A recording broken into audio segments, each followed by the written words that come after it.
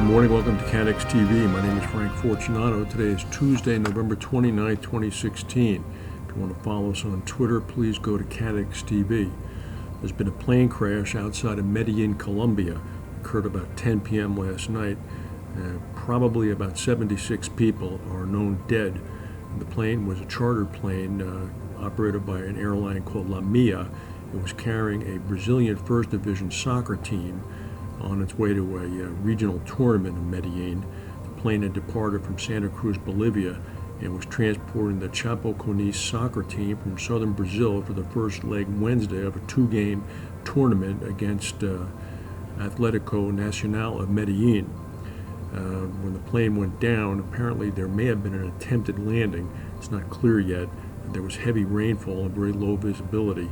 The pilot dumped fuel apparently before his second approach, which was unsuccessful.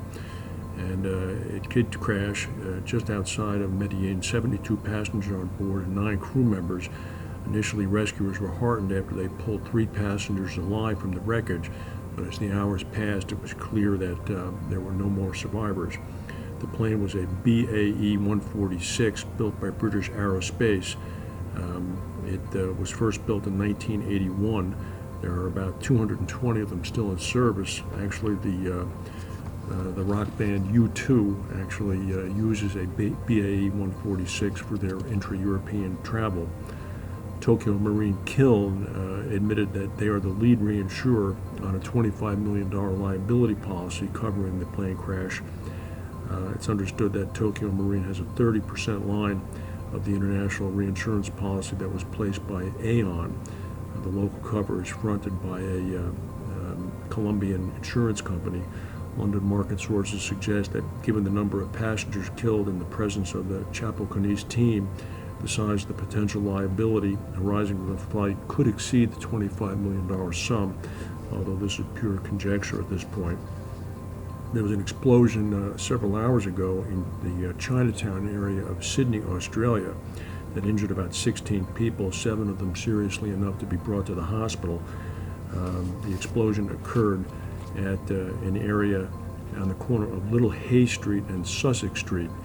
It caused the 5-story building in which the explosion occurred to be evacuated immediately.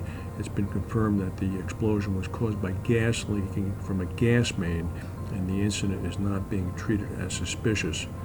The President of South Korea, President Park Geun-hye, said earlier today that she is willing to resign before her term ends in an effort to head off pending impeachment over a corruption scandal.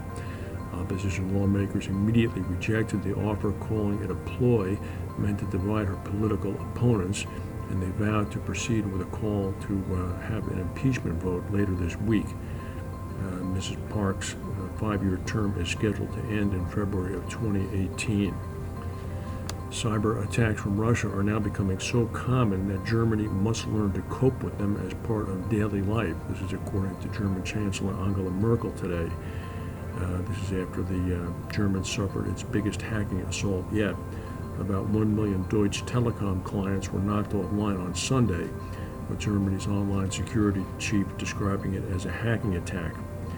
Merkel said she did not know who was behind this particular strike, but added, quote, that such cyber attacks are known in Russian doctrine and are now part of daily life, and we must learn to cope with them. She also said that hacking attacks orchestrated by Russia could play a role in Germany's election campaign next year. Observers in the Federal Office for Information Security said that the German telecom group Deutsche Telekom, which was hit on Sunday with the cyber attack that lasted about 24 hours, they observed that it was quickly clear to us that this was a hacking attack, and it could have caused far more destruction, but we were lucky this time. The attack didn't work properly. It managed to force the targeted router offline, but the malware failed to install properly and was destroyed when the server was rebooted. Apparently, the malware is called Mirai, M-I-R-A-I. It was developed by the Russian hacking group Sophosy, which had targeted the German parliament in 2015. There's speculation that the attack on Sunday was a dry run for a wider attack when Germany hosts the G20 summit next July. An explosion at an aerosol factory in the outskirts of Brazil's largest city of Sao Paulo injured at least 16 people yesterday afternoon. Images in local media showed towering flames and thick clouds of black smoke rising from the factory in Diadema, about 12 miles south of the city center. Methane, butane, and propane were present at the factory, which produced aerosol cans, but fortunately did not explode. Of the 16 people injured, 13 of them were firefighters, and they're being treated. And here's an interesting tidbit, and the all politics are local. The violent terrorist group in Somalia called Al-Shabab, which was responsible for the attack at the Nairobi Mall in Kenya several years ago, has been operating relatively semi-illegally and legally in Somalia. They've been doing their dastardly terrorist deeds there, but apparently the villagers have risen up against them. 10 people were killed and dozens of others were wounded in fighting that erupted over a tax dispute between the terrorist group Al-Shabab and residents in Somalia's central state of Galmudug. The clashes began yesterday after Al-Shabab members tried to impose taxes on residents. The inhabitants in the area dismissed the demand for taxes and began fighting back. A senior official in Somalia said that locals took up arms against Al-Shabab fighters who want to loot their resources, including livestock. It was a punch in the nose back to the terrorist group by impoverished Somalian herders and farmers who didn't want to pay a tax to the terrorists who control their territory. That's the news for today. If we have any breaking news, we'll come back and tell you. Thank you for watching, and we'll see you tomorrow.